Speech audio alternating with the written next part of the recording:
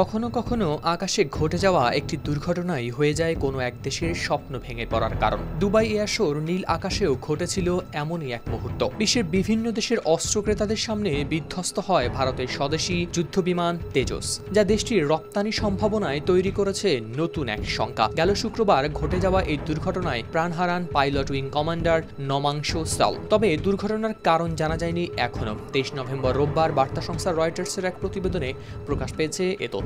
Dubai বিশ্বের তৃতীয় বৃহত্তম এয়ার শো। সেখানে এমন দুর্ঘটনা এই সময়ে খুবই বিরল। তাই ঘটনা ছড়িয়ে পড়তেই আন্তর্জাতিক বাজারে ভারতের রপ্তানি সম্ভাবনার উপর যেন ঠান্ডা হাওয়া বয়ে যায়। মার্কিন বিশ্লেষক ডগলাস এ বার্কি বলেন, দুবাইয়ের মতো বড় মঞ্চে এমন দুর্ঘটনার চিত্র অত্যন্ত নেতিবাচক। যদিও তিনি আশা প্রকাশ করেন যে নেতিবাচক প্রচারণার পরও তেজস আবার ফিরে পাবে তার গতি, কারণ এর আগেও প্যারিস এয়ার শোতে রাশিয়ার সু-30 এবং মিগ-29 বিধ্বস্ত হলেও পরবর্তীতে বিক্রি হয়েছে বিভিন্ন দেশে। তেজস প্রকল্পের গল্পটা নিজেই যেন এক লম্বা লড়াই। 1980-র দশকে পুরনো মিগ-21-এর বদলি হিসেবে শুরু হওয়া এই উদ্যোগের চেষ্টা চলেছে 4 দশক ধরে। ভারতের রাষ্ট্রায়ত্ত হিন্দুস্তান অ্যারোনটিক্স লিমিটেড হালের হাতে এখনও ঝুলে আছে 180টি উন্নত মডেল তৈরির কাজ। কিন্তু জিই অ্যারোস্পেসের ইঞ্জিন সরবরাহের সমস্যায় বারবারই পিছিয়ে যাচ্ছে ডেলিভারি।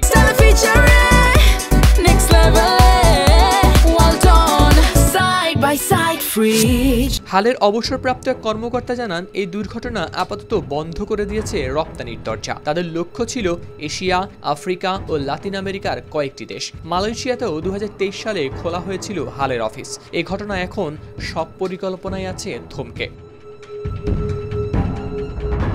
ওদিকে ভারতের বিমান বাহিনীর বর্তমান স্কোয়াড্রনের সংখ্যা এখন মাত্র 29, অথচ প্রয়োজন 42টি। এর মধ্যে মিগ-29, জাগুয়ার ও মিরাজ 2000-এর পুরনো সংস্করণগুলো আগামী বছরের দিকে যেতে যাচ্ছে অবসরে। ভারতীয় বিমান বাহিনীর এক কর্মকর্তা জানান, এগুলোর বিকল্প হিসেবেই ধরা হয়েছিল তেজসকে, কিন্তু উৎপাদন সমস্যার কারণে তা সময় মতো করতে পারছে না পূরণ। তাই এখন ভাবনা চলছে ফরাসি রাফাল, মার্কিন F-35 কিংবা রুশ সু-57 কেনার।